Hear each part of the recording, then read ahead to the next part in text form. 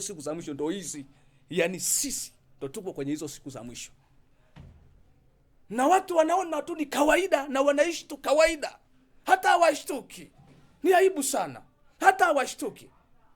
Na wachungaji wamekuwa mbwa wasiobweka, mitume wamekuwa mbwa wasiobweka. Hawabweki, hawawaambii watu, hawabweki.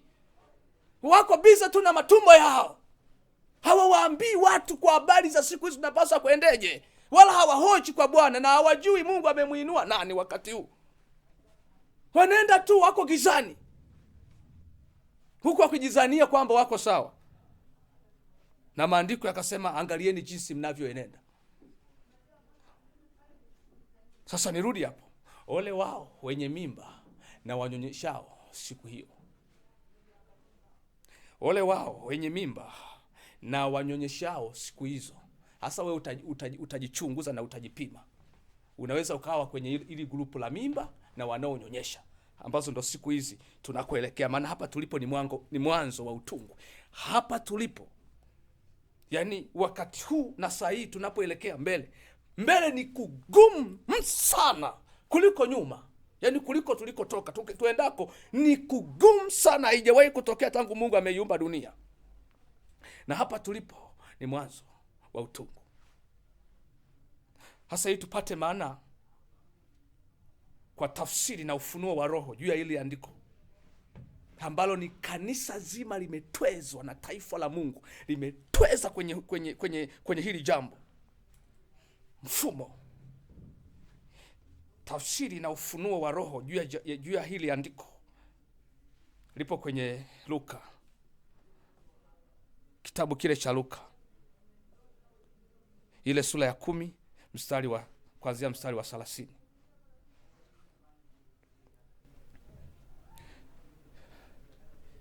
Natamani sana watu waelewe haya na wakubali kugeuka na kubadilika, maana ni saa ya uamsho na matengenezo ya kiroho. Najua kabla sijasema hapo, niseme ile ambalo Roho wa Mungu ananisemesha hapa. Mimi ilikuwa ni mwaka jana, Bwana alinifunulia vitu viwili kwa ajili yangu.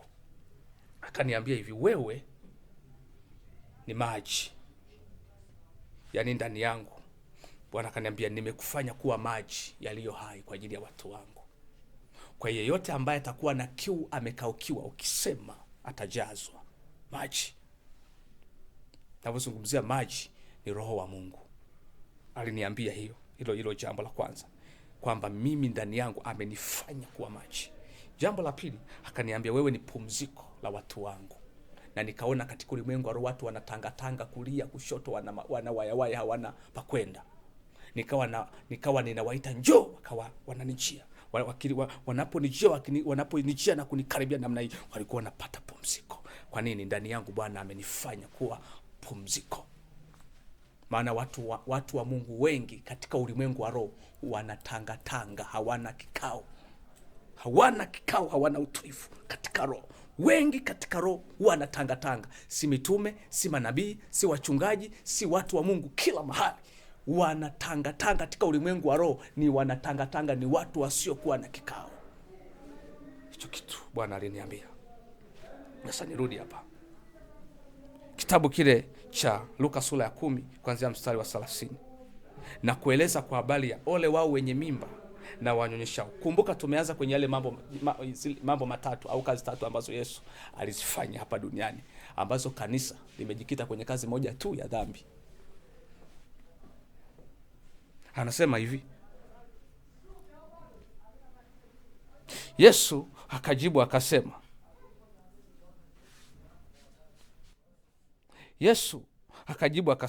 mtu mmoja alishuka toka Yerusalemu kwenda Yeriko. Hii hadithi wengi tunaifahamu lakini kuna ufunuo wa ajabu sana umejificha hapa, haujawahi kuujua. Na ufunuo wa ajabu sana hapa, anasema kwenda Yeriko, akaangukia kati ya wanyang'anyi, wakamvua nguo. Hapa nazungumzia kwa habari ya mfumo na wanyonyeshao, nitakwambia maana yake, lakini nataka nisome hapa kwanza. Wakamvua nguo, wakamtia jeraha, wakaenda zao, wakamwacha karibu ya kufa. Sikiliza huu mstari wa 31 ambapo ndipo nimejikita hapo. Anasema kwa nasibu kuhani mmoja alishuka kwa njia ile. Anaposema kwa nasibu, maana yake anamaanisha kwa bahati. Maana yake ni jambo lililotokea pasipo kutarajiwa likatokea, ndio maana neno nasibu. Kwa hiyo kwa bahati, kwa lugha nyingine, kwa nasibu kuhani, huyu ni mtu aliyekuwa na hudumu kwenye madhabahu, kuhani. Kwa lugha ya sasa hivi tungeweza kusema mchungaji. Kuhani mmoja anaweza kawa mchungaji kwa lugha ya sasa hivi, anaweza kawa mtume, anaweza kawa nabii, anaweza kawa mwinjilisti. Kwa nasibu kuhani mmoja alishuka kwa njia ile, na alipomwona alipita kando. Shika hilo neno, alipita kando. Na Mlawi vivyo hivyo. Hawa Walawi walikuwa ni wahudumu madhabahuni. Mlawi vivyo hivyo. Kwa lugha ya sasa hivi tungeweza kuwaita wazee wa kanisa. Kwa lugha ya sasa hivi tungeweza kuwaita wazee wa kanisa. Na Mlawi vivyo hivyo, alipofika pale akamwona akapita kando. Lakini Msamaria mmoja katika kusafiri kwake, alipofika hapo alipo na alipomwona alimhurumia. Niishie hapo. Sasa tujiulize swali moja. Hawa watu, huyu kuhani na huyu Mlawi, manake walikuwa wanaenda ibadani. Mchungaji ametoka nyumbani anaenda ibadani, akakutana na mtu njiani mhitaji. Vivyo hivyo Mlawi naye alikuwa anatoka nyumbani kwake anaenda ibadani, naye akakutana na mhitaji pale, anaenda kanisani. Kwa lugha ya sasa hivi, wakati ule hekaluni, kwenye jengo. Nisikilize kwa makini, mtu wa Mungu. Usije ukafanya kazi usiku kucha, halafu kumbe umefanya kazi ya kuchosha kama kina Petro na usipate kitu. Unaweza ukawa umeabudu sana, umeomba sana, umetoa sana sadaka, lakini umefanya kazi ya kuchosha usiku kucha usipate kitu. Kwa nini? Mfumo. Sasa huyu kuhani na huyu Lawi walikuwa wanatoka nyumbani kwao wanaenda ibadani. Kumbe siku hiyo Mungu amebadili ibada. Ameweka ibada kwa yule aliyetiwa jeraha na wale wanyang'anyi, wakamwacha nusu kufa pale. Ibada ndio ilikuwa hiyo. Ibada siku hiyo Mungu haikuwa kanisani wala kule hekaluni kwenye jengo, haikuwa huko. Siku hiyo Mungu alikuwa ameiweka ibada au abudio, alikuwa ameiweka kwenye kwa yule yule aliyepigwa na majambazi akaachwa nusu kufa. Ibada ndio ilikuwa imewekwa hapo. Hasa tujiulize swali moja. Kwa nini huyu kuhani alimpita kando mhitaji na Mlawi vivyo hivyo akampita kando? Kinini kilichofanya hawa watu wasimsaidie huyu? Nini kilichofanya wasifunuliwe kwamba siku hiyo ibada haipo kanisani, haipo kwenye jengo, iko hapo?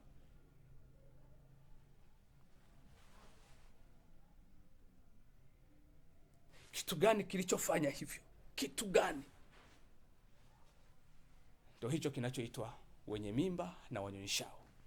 Wenye mimba ni wenye mfumo. Kwa mtu yeyote ambaye mifumo yake ya ibada kila siku ni ile ile, kiroho anaonekana ni mtu mwenye mimba.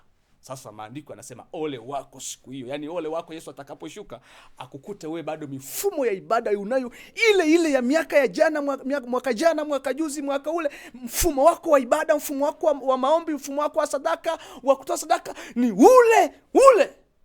Ole wako Yesu atakaporudi, atakaposhuka akukute upo kwenye hiyo mifumo hiyo ambao ulipokea huko ulikopokea. Halafu unayo hilo ile ile ambapo Roho wa Mungu hana nafasi ndani yako. Maandiko yanasema ole wako. Ndio kilichowaponza hawa jamaa. Wanaenda ibadani kanisani, kumbe sikio ibada Mungu amechange mbinguni. Ameweka yule mhitaji pale ili apime ibada yao. Wanyonyeshao ni akina nani? Ni wale wanaolea, waleaji wa mfumo ambao hapo utawakuta maaskofu na mikongojo yao. Hao ndo wanalea na vitambi vyao, wanatembea hivi na kofia zao. Hao ndo wanaitwa wanyonyeshao, wanalea hiyo mifumo. Ndio maana unakuta mtu anakuambia, mimi askofu wangu hajaniambia jambo hilo, mimi kanisani kwetu hawajawahi kusema hiyo. Kwa unaona, mimi mchungaji wangu, mimi kanisani kwetu. Sasa unajiuliza, kwani wakati unakuja duniani ulijuaga kuna askofu? Na wakati unakuja duniani ulijua kuna mchungaji wako? ipokee injili hii ya uamsho, pate kutengeneza kwa upya, ili Mungu apate kukuhudumia. Hasa kila moja ajihoji. Bwana anasema hivi, ole wao wenye mimba na wanyonyeshao siku hiyo. Anazungumzia siku ya ujio wake mwana wa Adamu atakavyoshuka kulinyakua kanisa. Ole awakute watu wapo kwenye mifumo ya ibada zao waliojitungia wenyewe, ambapo Roho wa Mungu hana nafasi. Walishamtweza watu wa Mungu, walishamtweza Roho wa Mungu. Maandiko yanasema ole wao siku hiyo wenye mifumo na wanaolea mifumo.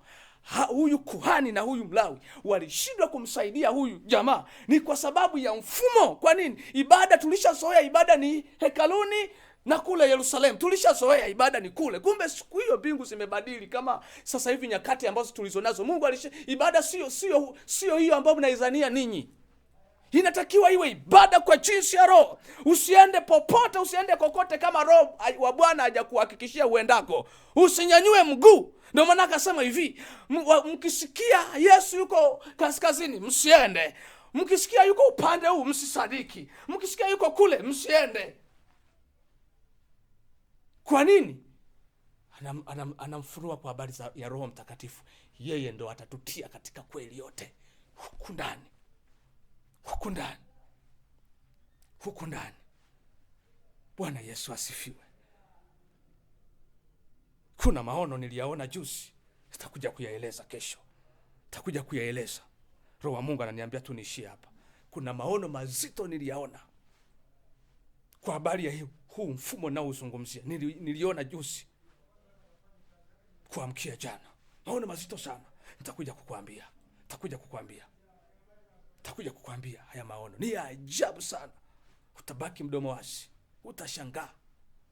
Halafu utajiuliza, je, hivi nimeshawahi kumjua Mungu au natania? Ili urudi uanze mwanzo. Sasa jiangalie, jitathmini, wewe uko wapi? Ikiwa ndani yako unaona hali yako ni ile ile ya mwaka jana, ya mwaka juzi ule, ya 2020, hali yako ya kiroho ni ile ile, na maombi yako unayoyaomba kila siku ni yale yale, na utoaji wako wa sadaka unaotoa ni ule ule, hata unapopiga magoti kuomba unaona kabisa pamefungwa. Na sasa hivi anga la kiroho kwa watu wengi limefungwa kwa wachungaji, limefungwa kwa manabii, wamebaki wanapianga tu. Anga la kiroho limefungwa kwa wachungaji, limefungwa kwa injilisi. Anga la kiroho limefungwa zaidi. Mpaka ufunuliwe ndio utajua hichi ninachokisema, mpaka uwe na roho nyingine kama Yoshua na Caleb. Kwa wale mtu ambaye anaona hiyo hali ndani yake, haoni ile flow ya Mungu kwa neema, haioni. Ijapokuwa ana mbio nyingi za kwenda hekaluni, ana mbio nyingi za kwenda Yerusalemu, ana mbio nyingi za kwenda kwenye kanisa lako huko, lakini hauoni ile flow. Ukiwa mwenyewe kwenye maombi yako, tuwasiliane. Bwana amenipa maelekezo namna ya kutoka kwenye mimba na kunyonyesha. Takwambia unatokaje hapa. Nasema hivi, ikiwa ndani yako, na usidanganye, uwe mkweli mbele za Bwana, na uwe mwasi kabisa mbele za Bwana. Ukijua utasimama na mchungaji wako, wala askofu wako, wala mtume wako, wala nabii wako, wala kanisa lako, wala jumuiya yako, hautasimama nayo siku hiyo. Utasimama peke yako. Kama unajua hivyo, usiwe mnafiki moyoni, wala usiwe na itikadi ya dini yako wala dhehebu lako. Uwe mkweli. Angalia hali yako ya kiroho ikoje. Ukiona kuna sintofahamu, ukiona kuna kuwayawaya, ukiona kuna, sema ukweli. Piga simu au nitumie message nikwambie nini cha kufanya. Utoke kwenye eneo la mimba na kunyonyesha.